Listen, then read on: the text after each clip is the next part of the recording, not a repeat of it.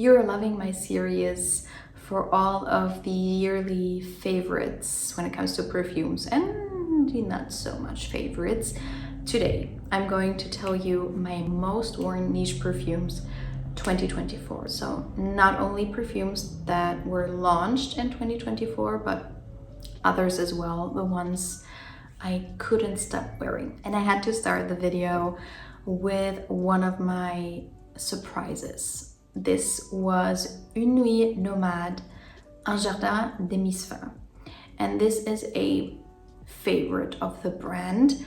A lot of people know this perfume, love this perfume. I've never smelled it before 2024.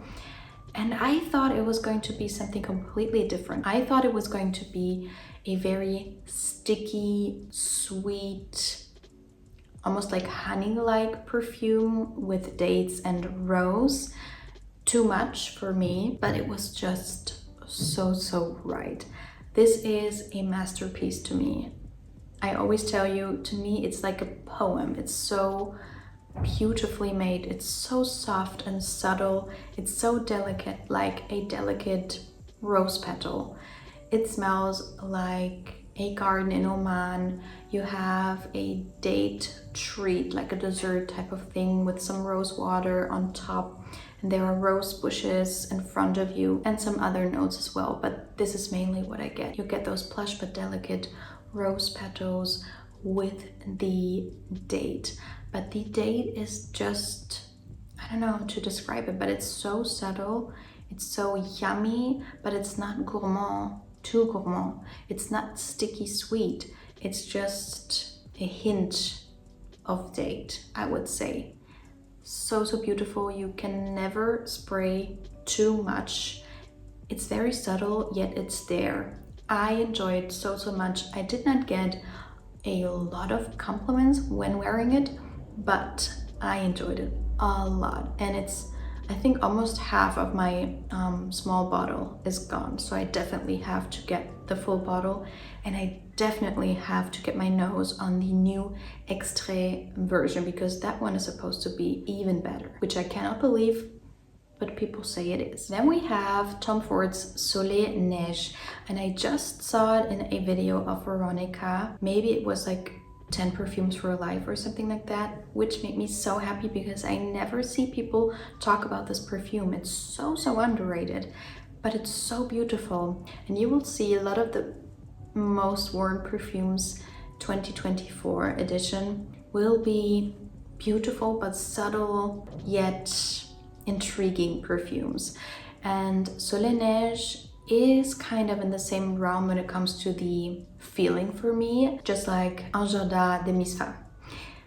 Soleil Neige basically is like a contradiction of snow and sun, but you do get sunny days, but it has been snowing maybe the night before, or you're like in winter wonderland. And I have had a lot of those days, and this one smells just like that, because you have something cold and fresh to the perfume, but then you also get a very warm and inviting, comforting base, which is extremely beautiful. It's very complex, not as easy to describe, and it's not a very loud perfume. That's what I always tell you with Tom Ford. You either get like a boom perfume, or it's very soft, to the point where you are like, is this okay? Because this is so expensive.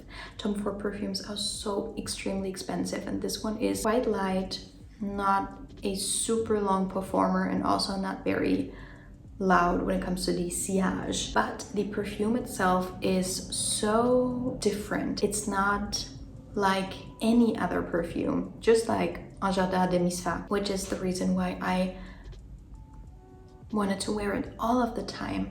And because you have something cold and something warm in it, it was also not something I imagined just for like snowy days. You could wear it throughout the year, no problem. And also because it's not in your face, it wasn't going to annoy anyone, and specifically not me. I loved it so much. And same goes with the Tom Ford perfume. I have a small bottle and I don't think there is a lot left. And I'm not too sure what to do. And also there is I think Le Parfum version out now that I have not tried yet. So I will get my hands on that one and see if that one is going to be the same beautiful concept with maybe longer wearing experience. That would be awesome. Then we have a vanilla perfume, and that one is Fugazzi's Vanilla Haze. That one is so funny because I got a PR package with a small sample of that perfume, and I smelled all of the perfumes and I liked a lot of them. But when I got the sample, I was head over heels from the moment I smelled it. And that one was Vanilla Haze, the vanilla perfume. And I texted them and I said, what is this perfume? When is it going to launch? This one is incredible. So Vanilla Haze to me is definitely in the same family as a Bianco Latte or Fire at Will, Tihota, Indult, perfumes like that. Also, what is the other one called? Eclair from Latafa. But this one has something a little bit more deep to it. It reminds me the most of Fire at Will, which is also a perfume I have in my collection, but that one is a lot more vanilla extract to me.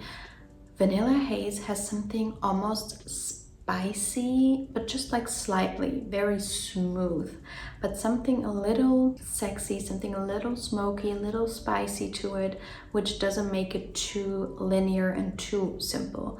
Whereas the other perfumes tend to be very linear, very vanilla and caramel forward. And also this one does not lean into the caramel territory for me and on my skin, which I do like because caramel to me can be a little bit too much a lot of times. Especially Bianco Latte I do not have in my collection because to me I first of all get like a minty note, which hardly anyone gets.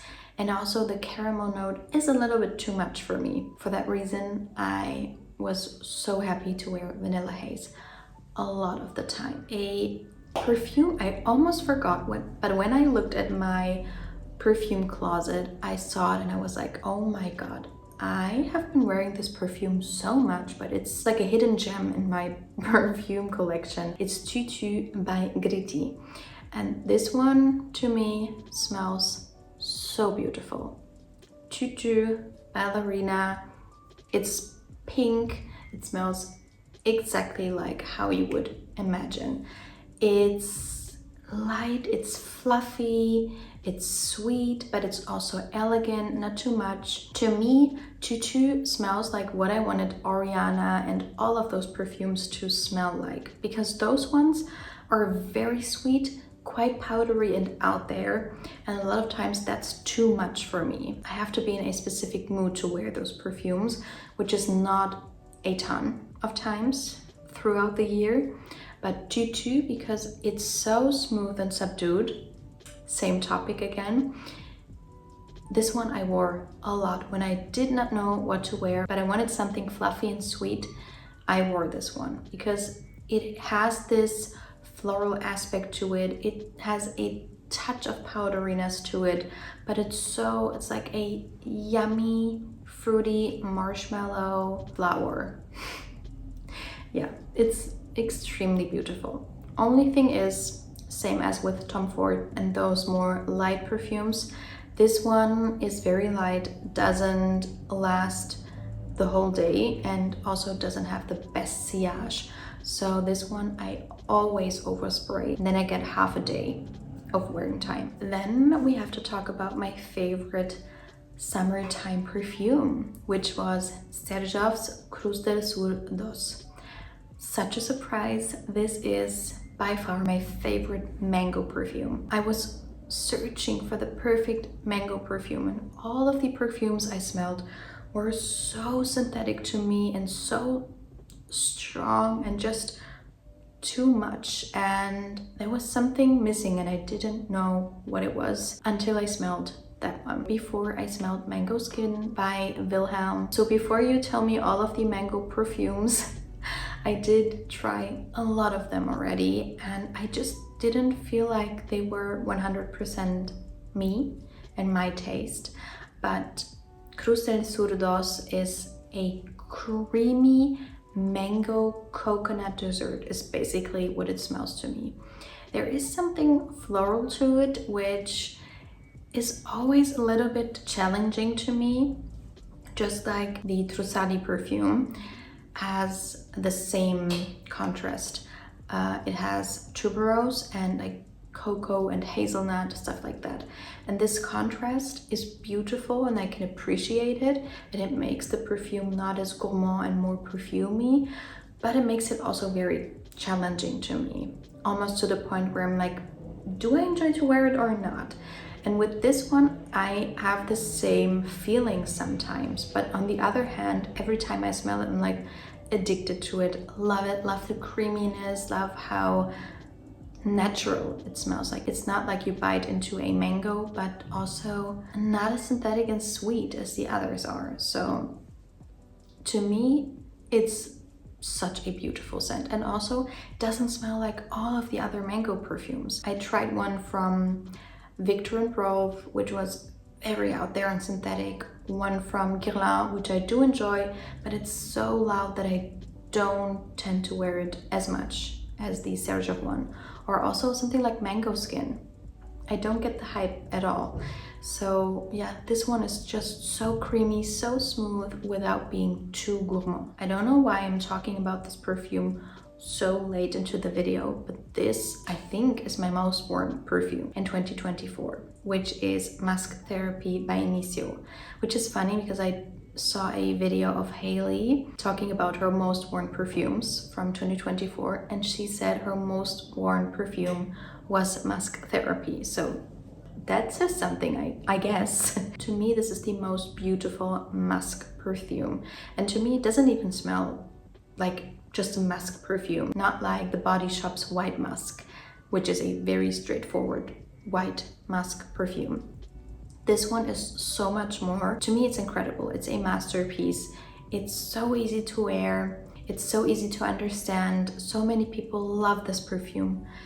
And for that reason, it's something you can wear every day because it's going to be appreciated by a lot of people, and it's not going to annoy anyone. It's going to be the perfect office scent, but because of its unique features and the beautiful aspects of the perfume, it could also be a date night scent, a special occasion scent, a wedding scent. It looks like a wedding scent.